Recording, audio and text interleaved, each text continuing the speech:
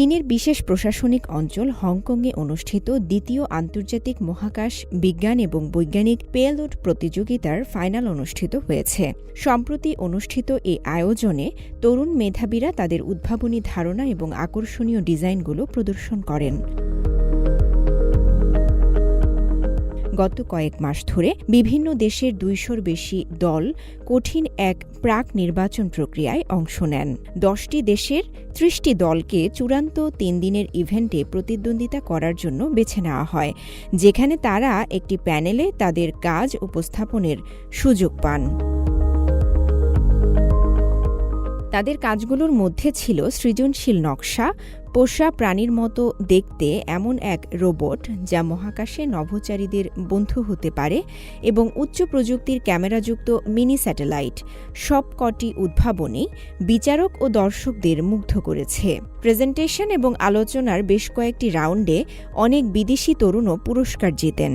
তবে শীর্ষ স্বর্ণপদক পুরস্কারটি পান Beijing Institute of Technology, Hong Kong University of Science and Technology এবং নর্থ চায়না ইউনিভার্সিটি অব টেকনোলজির একটি যৌথ দল।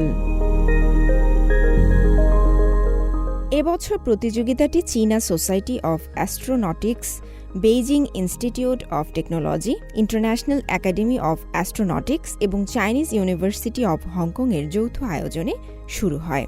আয়োজকরা জানান, কিছু বিজয়ী প্রকল্পকে আরও পরিমার্জিত করা যেতে পারে এবং এমনকি ভবিষ্যতে কোনো দিন এসব প্রকল্পের মহাকাশে যাওয়ার সম্ভাবনাও রয়েছে। স্পেস বায়োলজি অ্যান্ড মেডিকেল ইনস্টিটিউটের পরিচালক তং ইউলিন তার প্রত্যাশার কথা জানান।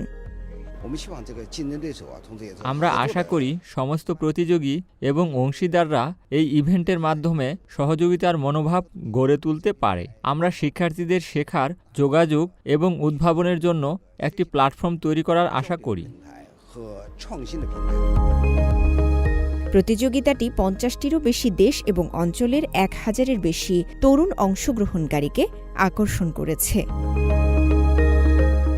রওজায়ে জাবিদ ঐশী, সিএমজি বাংলা।